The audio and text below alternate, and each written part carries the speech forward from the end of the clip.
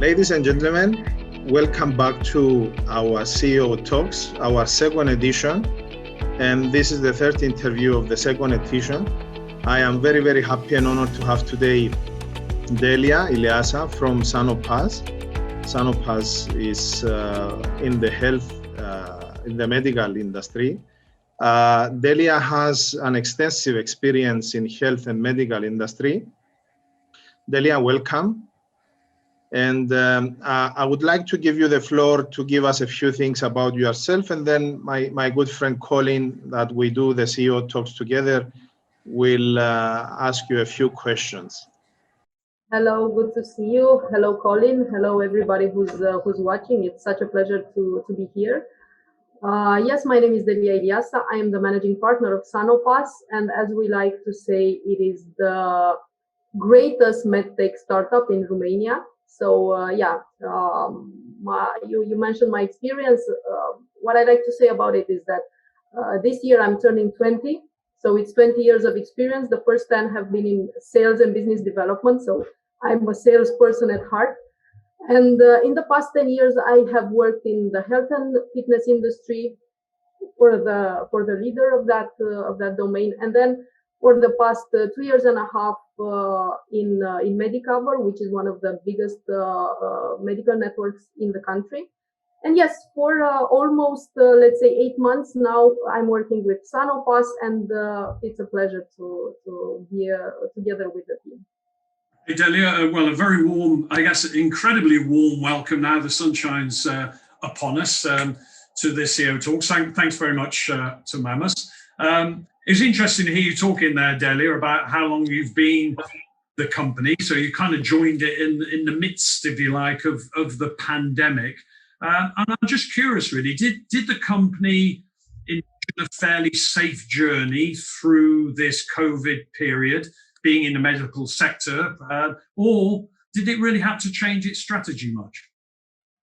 I think we need to redefine the safe journey term, because it's a very difficult to comprise one. So yes, I did join the company in late July last year, 2020, as a member of the advisory board. The company had just received their first seed funding from Seedlink and some institutional investors, and they were looking for ways to kickstart their business. So the company has been founded in late 2019. So 2020 was the first year of activity, and it was right at the moment. So the funding came in late March last year. So we found ourselves trying to kickstart a B2B only business, but nobody was answering the phone. So literally for 4 months, we couldn't get hold of anyone. So what we did, we had two options. We could close the shop, which is always an option, or we could find ways to adapt. And that's exactly what we did. Together with the team, we started looking at the business, and what we did was we reimagined Sanopas not as a medical subscription B2B provider, but as a platform that connects and digitizes access to all medical services. And soon, I'm pleased to say that we will do that for all lifestyle services, because our purpose is to expand from the medical services and to actually connect everything that has to do with a healthy life. Okay, interesting. So I guess as a company, it's still a baby, and it started quite a turbulent time in terms of a startup, which effectively Sanopas is. We hear this horrible statistic that I think it's like 90% of startups fail in the first year.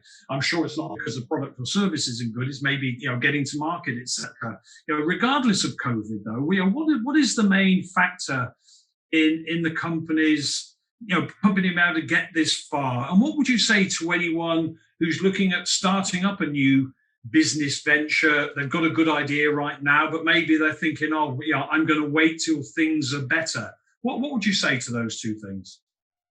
So I would say that first of all, it's about the people. So you need to have the right people together with you for the journey. And for us, it's been certainly the team, and it's been the stubbornness of my partner, of Andrei, who's the co-founder of the company, who was so determined to see this company to success.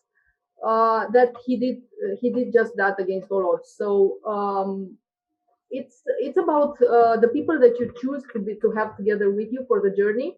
And last week on Friday we had a team meeting, and Andrei has put it so brilliantly that I just need to quote him. So in the middle of the the bad environment where you didn't know where to go, he felt the responsibility towards the people that were with him in the room, towards all of us, all the team. And we also felt together the responsibility that was awarded to us by our investors, the institutional and private people who had put their trust and their money into us. So it was a combination of factors. Of course, you need to have the right idea, because without the right idea and without the knowledge to execute, so the knowledge comes with the people, with how you select the people. Without that, you can't move on. But I think that at core, you need to be so stubborn and so determined that nothing will stop you. Otherwise, you need to find the people who are stubborn and determined to get you there. Yeah. It's interesting. Yeah, I guess the perseverance and having that inner courage to keep going, but I guess also the courage, Delia, to say, no, we're going to stop and maybe go into a different direction. Interesting stuff. Just staying with COVID for a moment. You know, we keep hearing these phrases about COVID winners and COVID losers. So we look at the online e-commerce business is traditionally now been a COVID winner. The hotel industry has been a COVID loser in some ways. You know, tell us about your experiences and advice. Do you think it's clear those are just the only two categories? Or is there something in between? And what you touched on it a little bit earlier on, but what are your experiences with this? So I think I first saw the expression winners and losers from the pandemic in middle of 2020. You know, the World Bank had issued a white paper based on the Google Trends and the volume of searches that were going online. And it was obvious that everything that was related to travel, to flights, to airplanes, to airports was down.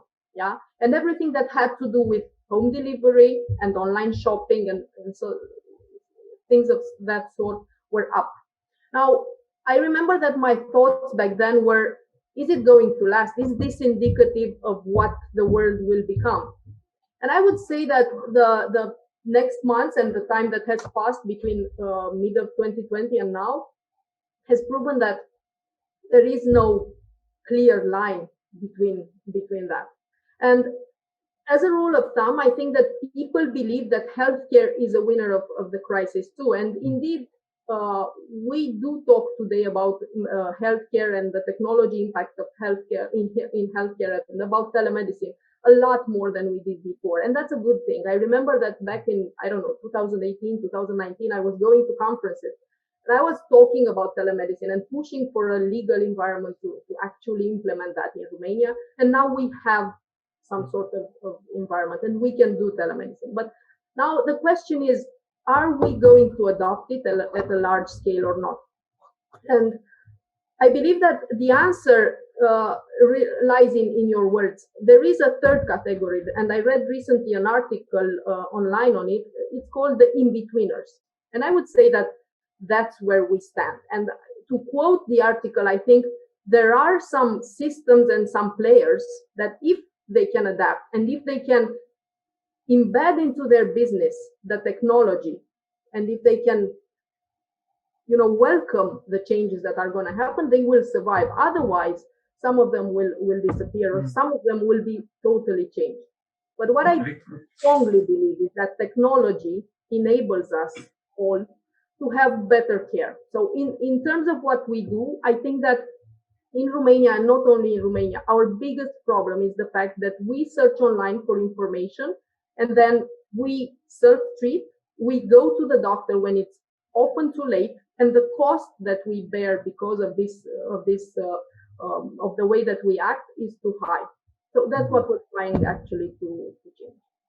So the word is, I think you've said it twice in the interview so far, adaptability.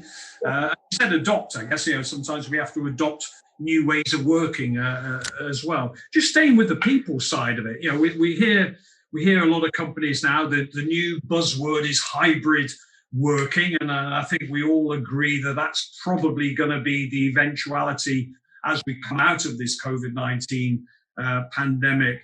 Well, I just want to sort of touch on in terms of management and the human touch, because that's, you said you had a meeting last week with the team, and I understand that was probably one of the few occasions where you've actually physically got together, and I don't even need to guess how stimulating and the brainstorming and everything else. So just give us your thoughts on this human touch, but also managing from a distance. It's a big challenge out there, Delia.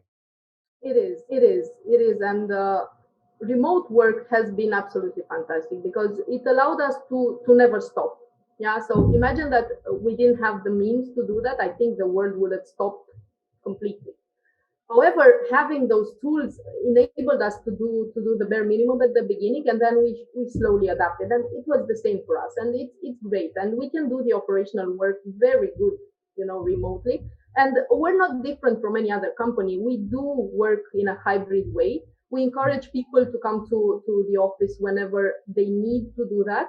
And we're just 13 people. So for us, we have a rule that we're in the office at one time 5, not more. So it's been challenging, but we've managed to go through it. But then again, yes, we had a meeting on Friday, and it was the first one. And imagine that for a company like us, we are double the number today than we were in January. So you have the challenges that I think technology cannot resolve. So the induction, the way that you make people that have never met before to collaborate, you need human interaction for that. And yes, we had a meeting. We limited the number to 10 because we wanted to keep a safe environment. We did wear our masks and everything. So we were very compliant with the rules. But then again, I remember that when I started the meeting early morning, I was shy. So I couldn't find my words. And I was like, it's been a long time since I was in front of people. And online, it's different because you may have some notes somewhere, you can take a quick look. But when you're facing people, you need to look them in the eye. And I couldn't find my words.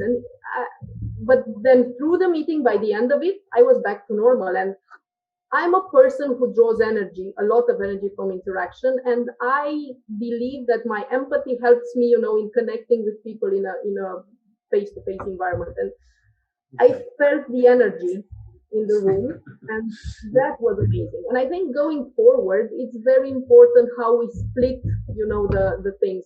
For the operations and for the day-to-day business, we will for certainly adopt for the next months, and I think by the end of the year, a hybrid work.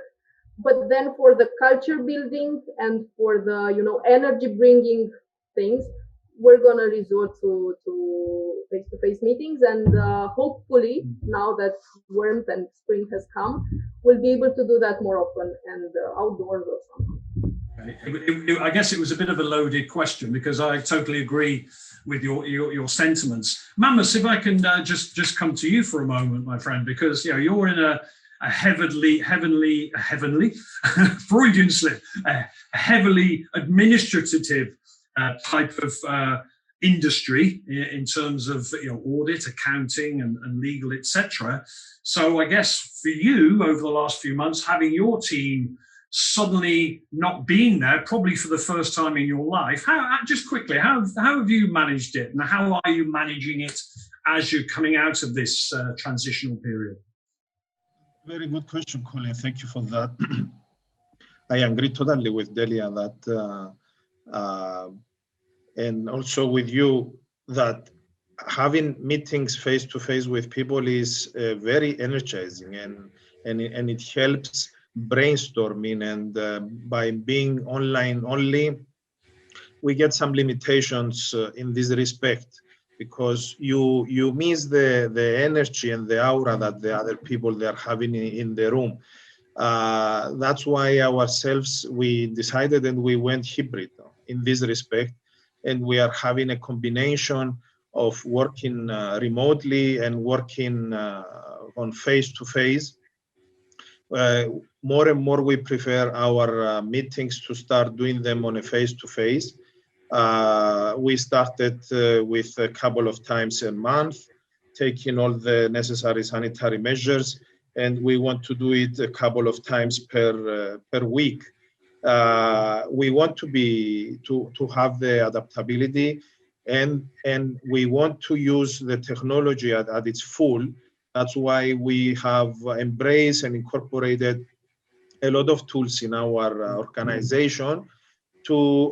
Having said this, though, we want also to keep our agility. We want to be an agile organization, and to have this hybrid way forward. That's a good question. Thank you.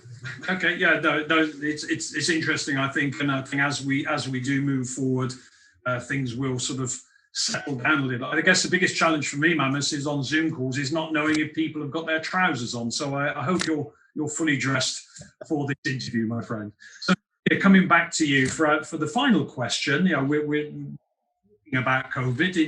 It's getting to the middle of April. You know, we don't know where the end is. I think there's light at the end of the tunnel. Delia, please, for the viewers here, what advice would you give to those business owners, startups watching this right now, concerns, maybe financial pressure, etc., in terms of the decision making and contemplating their next move? Do you have a bit of advice for them? I don't know. I can share my experience and I can share what we are doing. I think it would be presumptuous from me to necessarily give an advice. What I tell my team and what I tell to myself is that I'm filtering the news that I'm looking at. So I'm trying to understand the facts, yeah, but I'm limiting the quantity of them. So not necessarily only the quality, but also the quantity. And then I'm looking for ways to keep myself positive, because there is always reason to be positive and to be thankful. And that goes into the work also, because I'm thankful because my colleagues are all healthy. I'm very grateful because we were able to actually register, and the majority of us to be vaccinated at this time.